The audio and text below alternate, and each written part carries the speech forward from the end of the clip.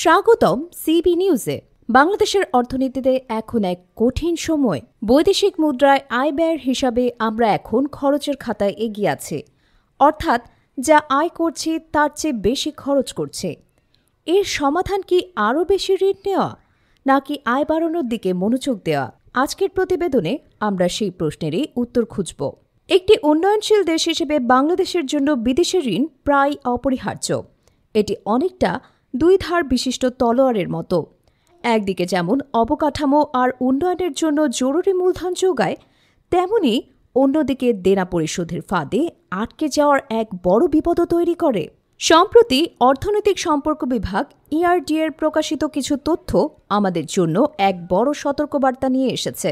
গত জুলাই মাসে আমরা বিদেশি ঋণ হিসেবে যা পেয়েছি তার দ্বিগুণেরও বেশি, প্রায় $446.68 মিলিয়ন ঋণ পরিশোধ করেছে।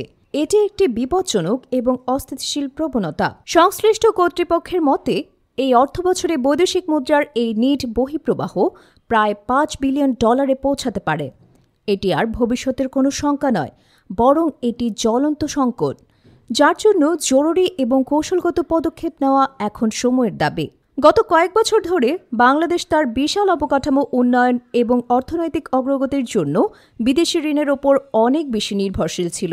তবে ERD কর্মকর্তারা বলছেন, সাম্প্রতিক সময়ে নেওয়া অনেক ঋণের শর্তগুলো বেশ কঠোর, সুদের হারও বেশি এবং পরিশোধের সময়সীমাও কম। তাহলে কি বিদেশি ঋণ নেওয়া একেবারে বন্ধ করে দেওয়া উচিত? বিশেষজ্ঞরা বলছেন না, কারণ কৌশলগত অর্থায়নের জন্য বিদেশি ঋণ এখনও একটি গুরুত্বপূর্ণ মাধ্যম। তবে আমাদের মূল লক্ষ্য হওয়া উচিত অর্থনীতিকে এমনভাবে শক্তিশালী করা যেন বিদেশি ঋণের ওপর আমাদের নির্ভরতা কমে আসে। ঋণ নির্ভর মডেল থেকে বেরিয়ে এসে আমাদের একটি স্বনির্ভর অর্থব্যবস্থার দিকে যেতে হবে। এর জন্য দুটি কৌশল অবলম্বন করা জরুরি। প্রথমত, বিদেশি বিনিয়োগ আকর্ষণ করা এবং দ্বিতীয়ত, অভ্যন্তরীণ রাজস্ব ব্যবস্থা সংস্কার করা। আমাদের দেশকে বিদেশি প্রত্যক্ষ বিনিয়োগ বা FDI এর জন্য আরও আকর্ষণীয় করে তুলতে হবে। FDI শুধু মূলধনই নিয়ে আসে না, বরং জ্ঞান, প্রযুক্তি এবং কর্মসংস্থানও তৈরি করে। এটি আমাদের রপ্তানি বাড়ায় এবং বৈদেশিক মুদ্রার ভারসাম্যকে শক্তিশালী করে, অথচ এতে ঋণের বোঝা বাড়ে না। এই লক্ষ্য অর্জনের জন্য সরকারকে শুধু মুখের কথায় নয়, বরং বাস্তবে আমলাতান্ত্রিক জটিলতা, নীতিমালার ইনকনসিস্টেন্সি এবং দুর্নীতির মতো দীর্ঘদিনের সমস্যাগুলো দূর করতে হবে।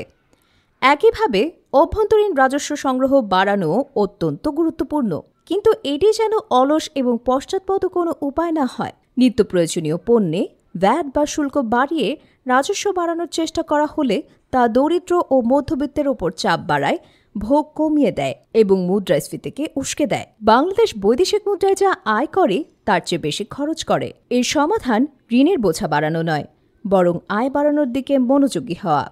প্রতিদিন গুরুত্বপূর্ণ তথ্য পেতে আমাদের চ্যানেলটি অবশ্যই সাবস্ক্রাইব করুন। Subscribe now for daily news and updates.